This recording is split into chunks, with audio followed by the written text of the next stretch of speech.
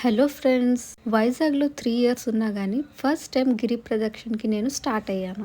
Temple వరకు కార్లో హాయిగా వెళ్దాం అనుకున్నాను, కానీ చిన్న గదిలి జంక్షన్స్లోనే వెహికల్స్ అన్నిటినీ ఆపేశారు. అక్కడ మీకు వెళ్ళడానికి రూటే ఉండదు. సో కార్ దిగి అక్కడి నుంచే నడక స్టార్ట్ చేశాను. నా ఫ్రెండ్స్ ఏమో గోపాలపట్నం రూట్ నుంచి వస్తా అన్నారు, నేనేమో ఇటు నుంచి వెళ్తున్నాను. సో మొబైల్స్ ఉన్నాయి కదా, కాల్స్ చేసుకొని ఒక స్పాట్లో కలుద్దాం అనుకున్నాం. టెంపుల్కి ఇంకా 6 కిలోమీటర్స్ ఉంది. వామ్మో, అప్పుడు ఎంత దూరం నడిచేసానా! ఎక్సైట్మెంట్ కదా, ఫస్ట్ టైం ఇట్లానే ఉంటుంది. చాలామంది సగం దారిలోనే ఇక్కడ కొబ్బరికాయలు కొట్టేసి ఇక్కడి నుంచి స్టార్ట్ అయిపోయారు. కొండ కింద నుంచే నేను స్టార్ట్ అవ్వాలని గట్టిగా నిర్ణయం తీసుకొని సో అక్కడి వరకు నడక సాధించాను. కానీ జనాలు చూసారా, వామ్మో, వీళ్ళందరినీ దాటుకొని గుడికి వెళ్ళేసరికి నాకు చాలా టైం పట్టేసింది.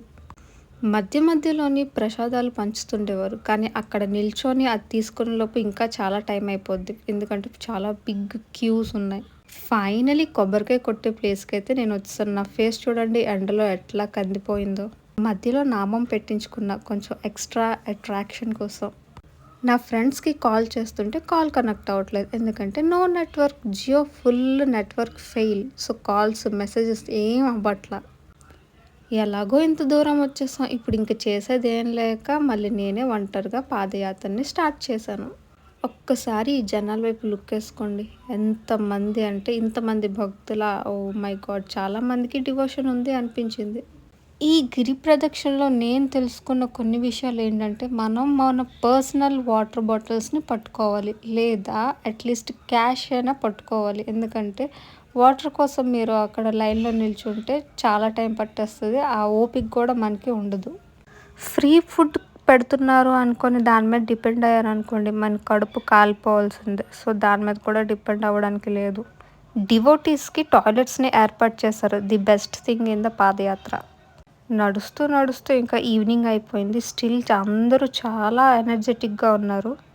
నాకు మధ్యలో ఆకలేయడంతో నేను కార్న్ కొనుక్కొని తిన్నాను, అలాగే ఐస్ కోలా కూడా తాగాను. చూడండి, చూస్తూ చూస్తూ అప్పుడే చీకటి పడిపోయింది. నేను చేసిన మిస్టేక్ ఏంటంటే త్వరగా వెళ్ళకపోవడం, ఎందుకంటే ఇంటి నుంచి టెంపుల్ వరకు వాక్ చేసుకొని వెళ్ళాను, మళ్ళీ అక్కడి నుంచి గిరి ప్రదక్షిణ స్టార్ట్ చేయడం. సో నాకు ఎక్స్ట్రా స్ట్రెస్ అయిపోయింది. గిరి ప్రదక్షిణ ఎప్పుడు రీల్స్లోని సోషల్ మీడియాలో చూడడం తప్ప లైవ్లో చూడడం అని చాలా ఆసక్తితో నేను ఇది స్టార్ట్ చేశాను. యాక్చువల్లీ యూట్యూబ్ బ్లాగ్ కోసం అయితే నేను ఇది డిసైడ్ చేశాను ఈసారి వెళ్దామని. చూసారా, అక్కడ ఫ్రీ ఫుడ్ ఇస్తున్నారు, అక్కడ జనాలు చూడండి ఎట్లా ఉన్నారో. ఈ జనాల్లో లైన్ కాసే బదులు ఏదైనా కొనుక్కొని తినేస్తే బెస్ట్ అనిపిస్తుంది. కాళ్ళు కొంచెం పీకడంతో నేను అక్కడ మధ్యలో కూర్చొని పోయాను. ఇంకా నా వల్ల కాదని ఇంటికి వచ్చేసా.